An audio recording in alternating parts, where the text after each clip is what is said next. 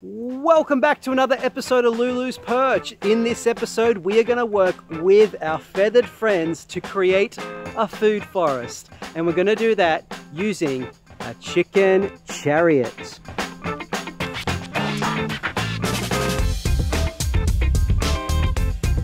Well, first things first, in previous episodes we dug our swales, the Moby Ditch, and we also built a chicken coop for our mate Chad the chicken. If you haven't seen those episodes, I'll put them in the description box below. But now it's time to combine those two elements and we are going to create a food forest. And we're going to do that with a chicken chariot. Let's go check on Chad and see if he is keen. Chad! Well, someone has made themselves at home, haven't you, Chad? Oh, I'm just cooped up watching a bit of a chick flick. Feeling a bit peckish, so to speak, yeah. Well, word around the farm is that you're not really pulling your weight and it's ruffling some feathers, mate. Oh, mate, I'm just winging it, no foul play around here, yeah. How would you feel about a little bit of responsibility? You know, a cushy job up in management, like driving a chicken tractor. Sounds a bit brutal though, doesn't it?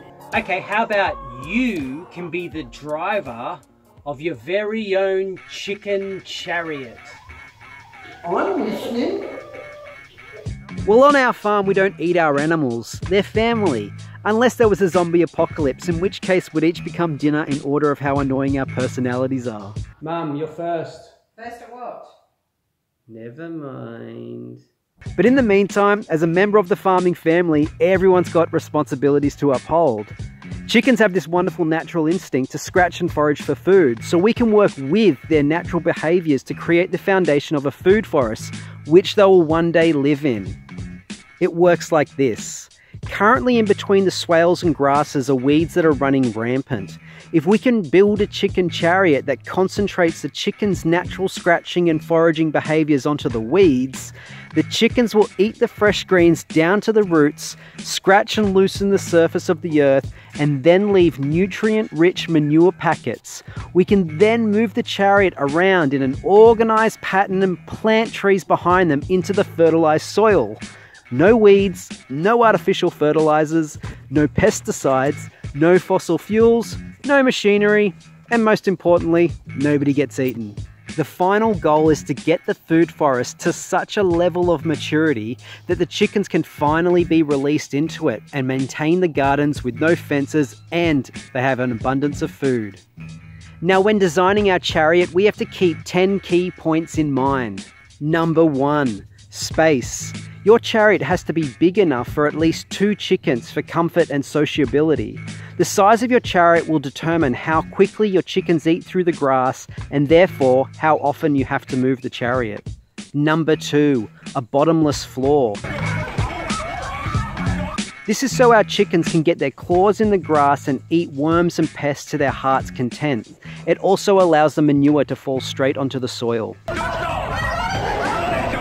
Number 3, a door.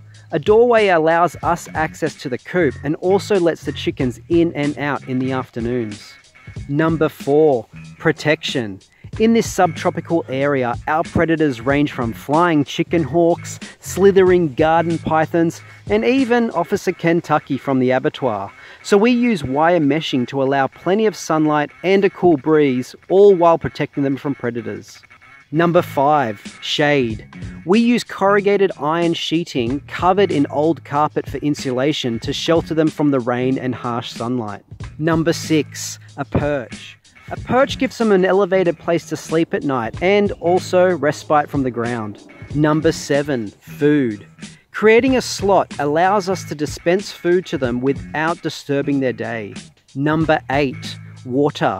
Our water container is attached to the structure so it can move with the chariot rather than getting crushed. Number 9, a dust bath. This is for their hygiene. During dry periods, chickens will make their own dust baths, but will be given dust baths during the wetter periods. And finally, number 10, maneuverability. For ease of travelling, a rope with a piece of hose for a handle, or wheels if you have them, helps move the chariot to fresh patches of grass. So there's 10 things to think about when you're building your chicken chariot. Hey Chad, how's your maths? Do you think you can remember some of them? Most deaf, mate. I am the mathematician of permaculture calculus. Drop the beat! 1 chariot to a garden, 2 chickens in the coop, 3 stages in the process before finishing a loop. About 5 o'clock gives at least 60 minutes to stretch our little wings and to go about our business. Within 7 days we would have ate all the weeds, chomped by K9s, now we're planting 10 trees, yeah. Chicken Chariot, 5-star like the Marriott, so light that you can carry it. You may even want to marry it. Very good rhymes, Chad. Wait, who's that behind you? What? There's no one there. Stop tripping out and let's go build this chicken chariot. Yeah, righto.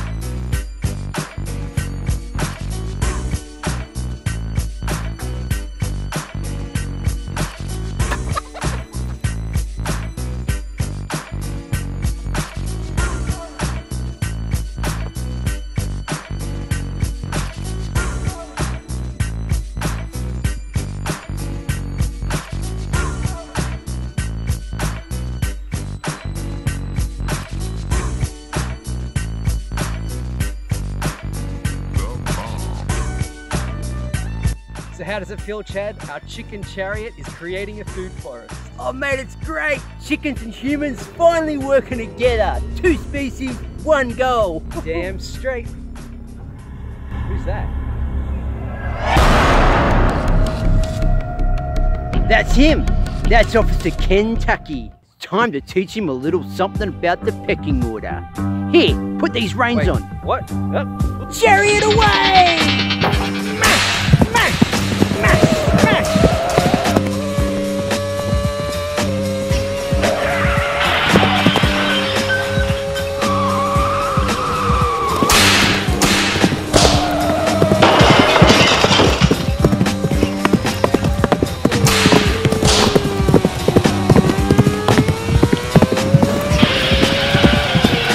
Have a taste of my fork!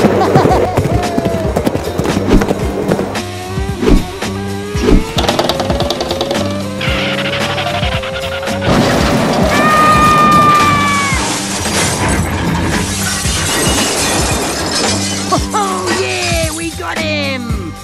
What happened to him? Let's just say he found a little fork in the road.